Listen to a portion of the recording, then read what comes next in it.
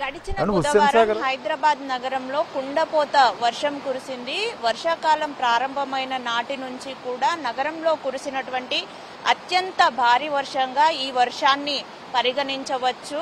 అయితే దాదాపు 14 సెంటీమీటర్ల వర్షపాతం అయితే హైదరాబాద్ నగరంలో అత్యధికంగా షేర్లింగంపల్లిలో నమోదైంది. కురిసినటువంటి ఈ భారీ వర్షానికి నగరంలో ఉన్న చెరువులు అయితే నిండు కుండలను తలపిస్తున్నాయి అని చెప్పొచ్చు. వరదల ద్వారా వచ్చినటువంటి నీరంతా చెరువులలో చేరడంతో చెరువులన్నీ కూడా నిండార నీటితో జలకళను సంతరించుకున్నాయి. ప్రస్తుతం నేను హుస్సేన్ సాగర్ దగ్గర ఉన్నాను. ఇక్కడ చూడొచ్చు ఉధృతంగా ప్రవహిస్తున్నటువంటి హుస్సేన్ సాగర్ నీటి ప్రవాహాన్ని అయితే మనం చూస్తూ ఉన్నాము.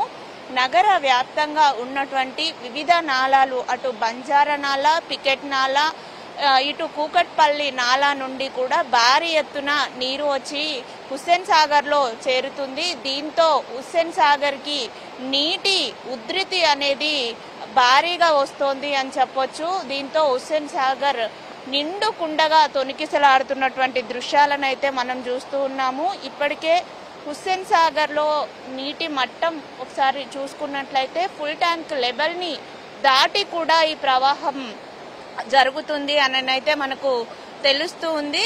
పూర్తి స్థాయి హుస్సేన్ సాగర్ నీటి మట్టం 513.41 మీటర్లు. అయితే ప్రస్తుతం నీటి ప్రవాహ ఉధృతి 513.52 మీటర్లు. అంటే FTL పరిధిని దాటి కూడా ఈ నీరు అయితే ఉందని మనం చెప్పుకోవచ్చు. ప్రస్తుతం హుస్సేన్ సాగర్ ఇన్ఫ్లో 530 క్యూసెక్కులుంటే అవుట్ఫ్లో 1089 క్యూసెక్కులుంది.